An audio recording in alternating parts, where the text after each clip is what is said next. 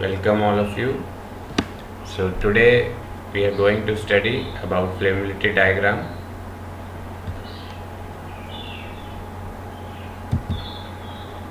As you can see in this diagram, this is a flammability diagram. So let's start with flammability diagram. So first, as you can see, this is the y-axis and this is the x-axis. The y-axis shows the hydrocarbon gas percentage by volume of the cargo tank on an oil tanker, and the x-axis shows the oxygen percentage by volume inside the tank. So now the next thing is this slanting line, which is AB, and this is the flammable mixture, and this here is the lower explosive limit, point C, and upper explosive limit, point D, and this is point A is 21% oxygen, that is pure air.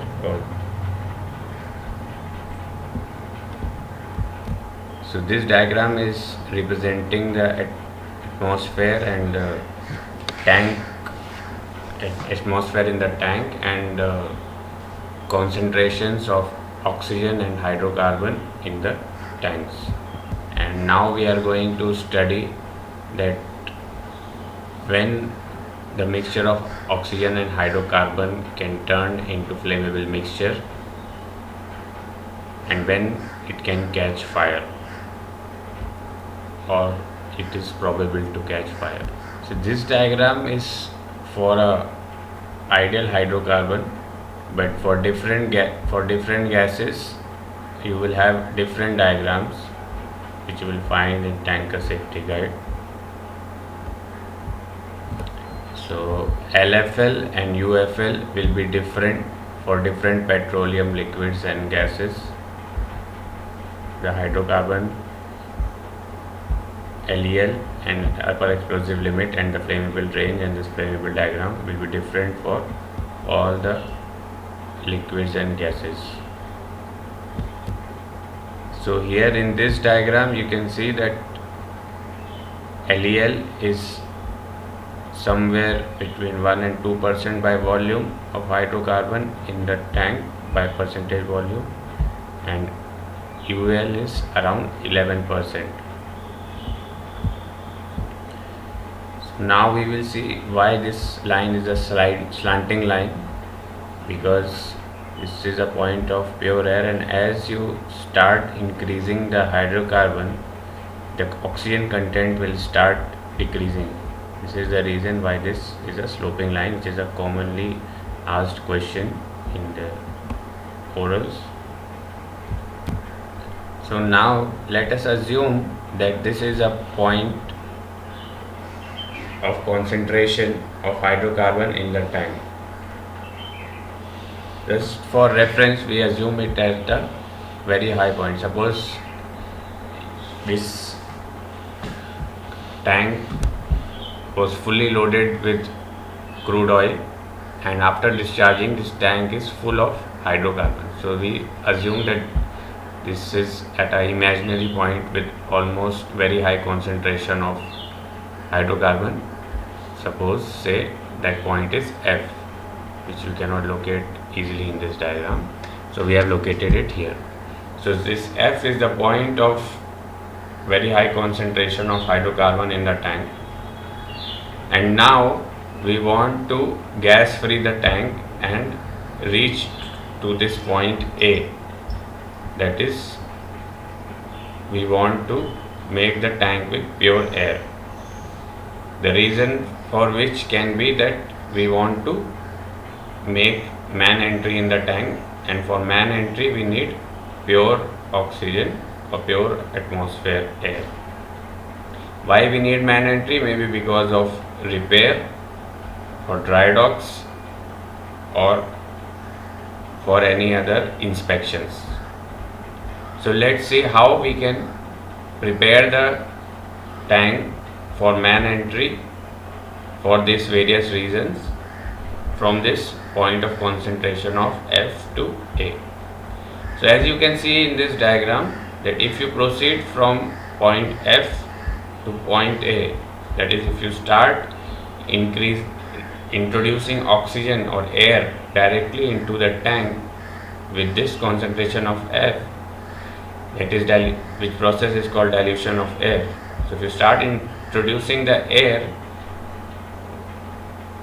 the hydrocarbon will start decreasing and the oxygen will start increasing along with this line, but there will be a point where we will enter in the flammable mixture zone, and once we enter the concentration in this flammable mixture zone and there is a spark or any cause of fire, then there can be a big explosion or fire.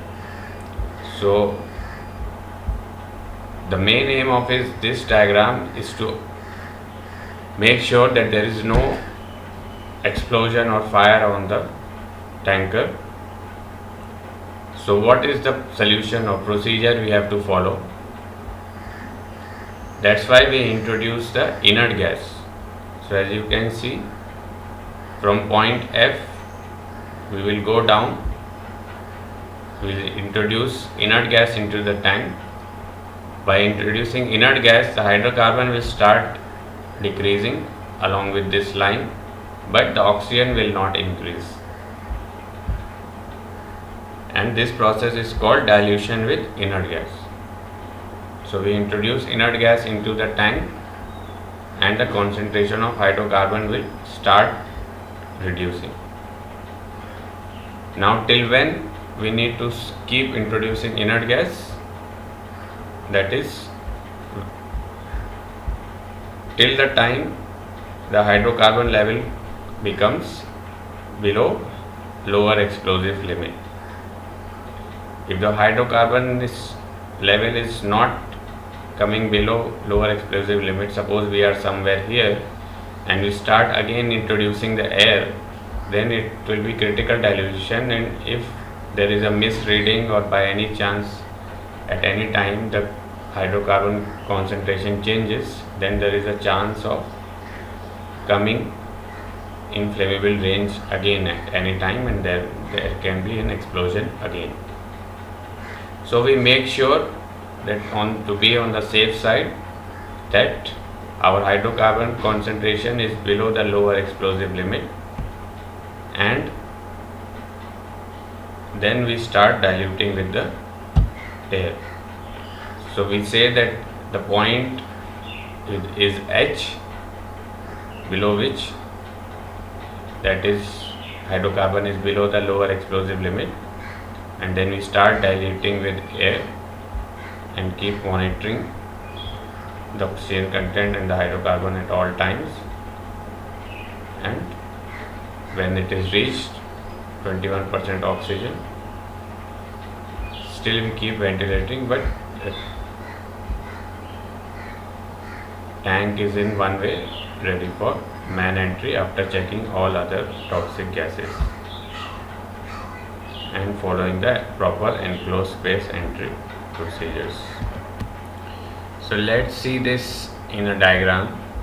So as we discussed, this is a cargo tank and the cargo is discharged from this tank and it is full of hydrocarbon.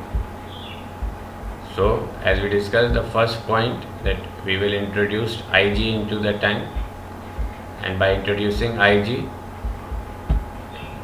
the hydrocarbon will be reduced, hydrocarbon is purged out, and the tank is filled up with Ig, and at the same time oxygen is not increased. Little bit increase may be there in the oxygen because Ig may contain oxygen may be below 5% as per the company instructions and the efficiency of the Ig plant. So Ig is introduced into the tank and the hydrocarbon air is purged and tank is replaced with Ig, and we will keep monitoring the content of the hydrocarbon in this tank.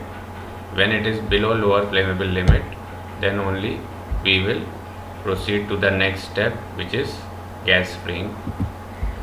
So we will introduce with some portable fan, or there will be a gas freeing plant and from there, from the gas free line, the air will be introduced into the tank and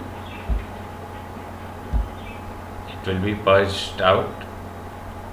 The inert gas will be purged out and the tank will be replaced with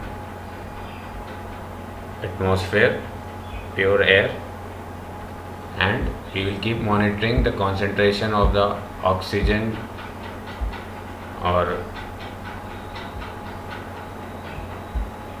air. How much is the oxygen? When the oxygen is 21% and still monitoring the hydrocarbon and other gases are below lower flammable limit, then the tank is ready for entry. So we will just go for a quick revision that this is a flammability diagram, and on y-axis we have hydrocarbon percentage by volume, x-axis oxygen percentage by volume, and this is the tank concentration as we showed in the other slide, and this is a point of very high concentration of hydrocarbon after discharge of the cargo. And so that we don't enter into the flammable mixture and we need to prepare the tank for gas spring, we inert the tank with inert gas, and once the tank is below lower flammable limit, that is at 1% in this case, we start dilution with air till the time air is 20.9 at this point C. Now to draw this diagram, make sure that when you are making this curve, E is at 11%. So when the oxygen is less than 11%, there cannot be fire or it's not in flammable mixture. And for safety requirements, the requirement of oxygen is less than 8% in the tank, and the companies or the oxygen content for the inert gas plant or inert gas coming from the inert gas plant should be below 5%, and some companies make it even more safer. So this is all about flammability diagram. Thank you for your attention.